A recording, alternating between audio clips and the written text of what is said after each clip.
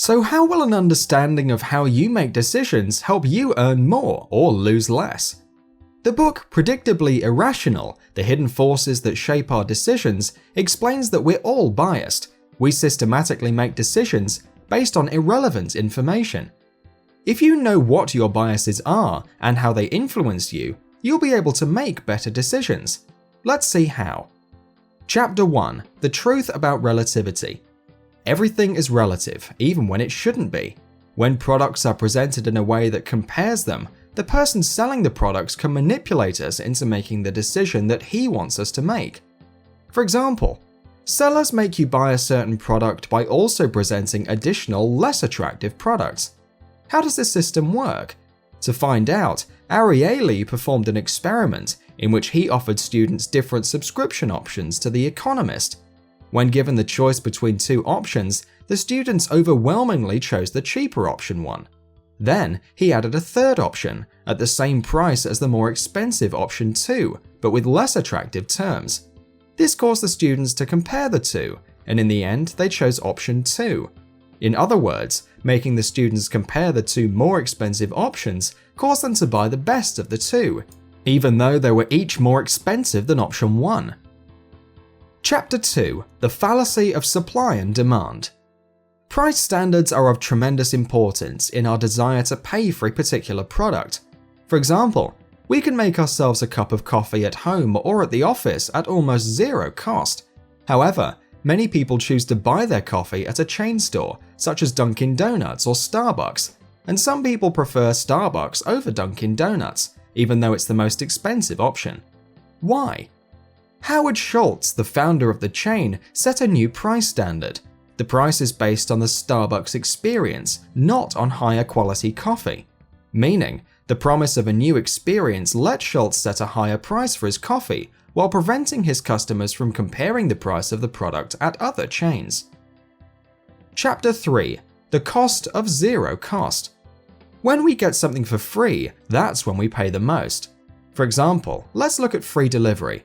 If one book on Amazon costs $21 with shipping and 2 books cost $32 with free shipping, most people will buy 2 books because of the promise of free shipping, even when they don't really want or need a second book.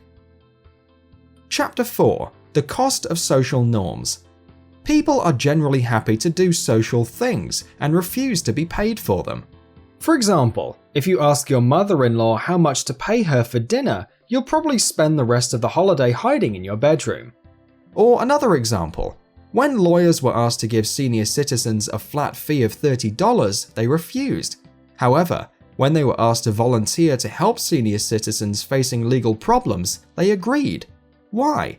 Because $30 is below market price for a lawyer, and being paid prevents what he's doing from being considered a social good deed. Therefore, the lawyer will prefer to volunteer and do it for free. Chapter 6. The Problem of Procrastination and Self-Control. We have trouble doing what we really want to do. The way to cope with the feelings of our inability is to set a deadline and punish ourselves if we miss it. For example, students had to give in 3 term papers. They were given several options. To submit them on the dates decided on by the instructor on the 4th, 8th, and 12th weeks of class. To submit them on dates that they themselves would decide on ahead of time. Or to submit them by the end of the semester without deciding on specific dates. For each day they were late in submitting a paper, they lost 1% of their final grade. In the end, the students who handed in their papers on the dates the instructor had set got the best grades. Students who had set their own submission dates did slightly less well, but still got high grades. The lowest grades were among the students who had decided to submit their papers by the end of the semester, without setting any specific dates. How can you apply this to your own life? If you have an important goal, write a check for a non-profit that you hate and give it to a friend to mail.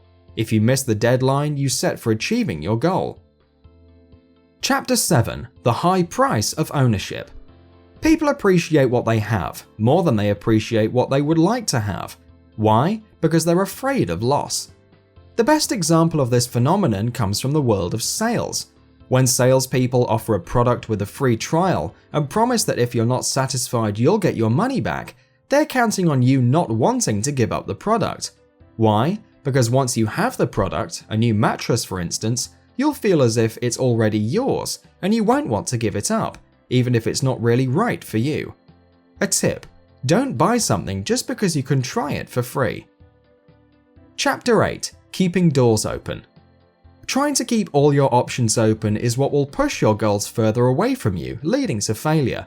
For example, a friend of mine is majoring in education.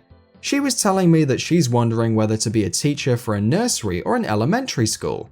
The fact that she hasn't chosen in what age group to specialize means she'll spend more time taking classes, so she'll be qualified to teach both age groups. Meaning, instead of being a teacher, she'll stay a student. Her indecision is keeping her away from her goal. Chapter 11: The context of our character. Acts of theft or fraud committed by employees at their place of work cause an estimated $600 million in damages each year, while robberies and theft cause similar damage, an estimated $525 million as of 2004. Acts of robbery and theft are prosecuted with greater severity by the authorities compared to thefts or fraud committed at the workplace, even though they cause less damage. Why? Context. According to Ariely, workplace theft or fraud are crimes that most of us are guilty of. For example, taking a pen home from the office or submitting expense receipts for dinner with a family member. Ariely believes that there are two types of crime. The first type includes intentional crimes, robbing a gas station, for example, on the basis of considerations of profit versus loss, i.e., how much will the thief be able to steal versus how much jail time he can expect if caught. The second type of crime is fraud. We all cheat a little. For example, students took a test with 50 multiple choice questions. When there was no possibility of cheating, the average number of correct answers was 32 out of 50. When cheating was possible, when the students were allowed to grade their own tests using an answer sheet instead of the examiner, the average number of correct answers was 36. Every student cheated a little bit. The only thing that helped cut back the cheating was having the students sign a charter of integrity. To make sure you don't miss any of our videos, subscribe to our mailing list.